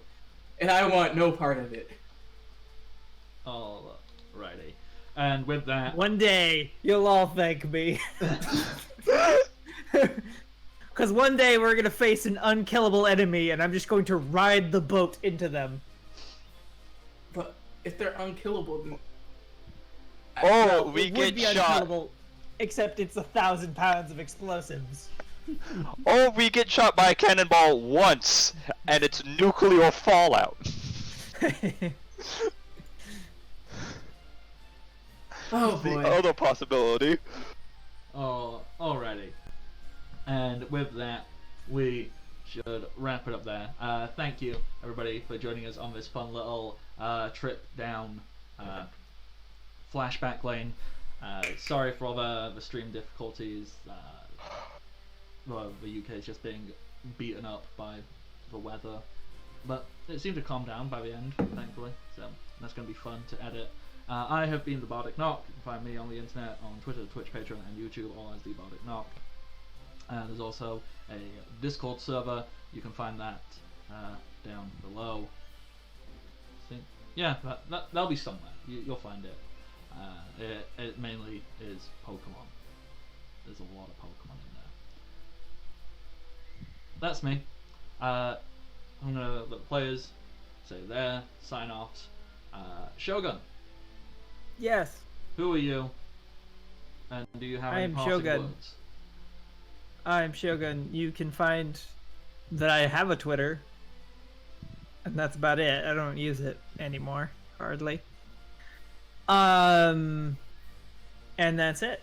Don't worry about it. Omen, who are you? I am James. You can find me anywhere that has an Omen 264, and it has a 99% chance of being me. And I just like Shogun, I have a Twitter, but all I've done is share cool screenshots or funny shots I had on Nintendo Switch there. So, yeah. And Rin, what do you have to say about yourself? I am Ren, and that is all that anyone needs to know. Find him at your local Radio Shack. That's true. You Or can find me at the Blockbuster. Radio Shack. Hashtag not an ad. Alrighty. Does anybody have any parting words before I sign us off? We don't level up, right? Bye. No, you don't level up. I don't level up for stealing. No, not, Procuring. It's requisitioning. Yes. no. I discovered the bomb. I found the bomb here. It happens to be in the munitions closet, but I don't think that's where it belonged. Someone must have misplaced it here. I will take care of it and manage its safe disposal. Alrighty. So with that, everybody, we will see you in 2 weeks' time here. If you need more One Piece tabletop shenanigans over on the Bardic Milk YouTube channel, last week's session of the pirate game is about to go live, in where they began a gladiator communist uprising and blew up a coliseum. So if that takes your fancy, go and check that out. That'll be on the YouTube. If it's on YouTube, go check it out anyway. Views are good for things. Until next time, everybody, stay safe and happy adventures. Goodbye.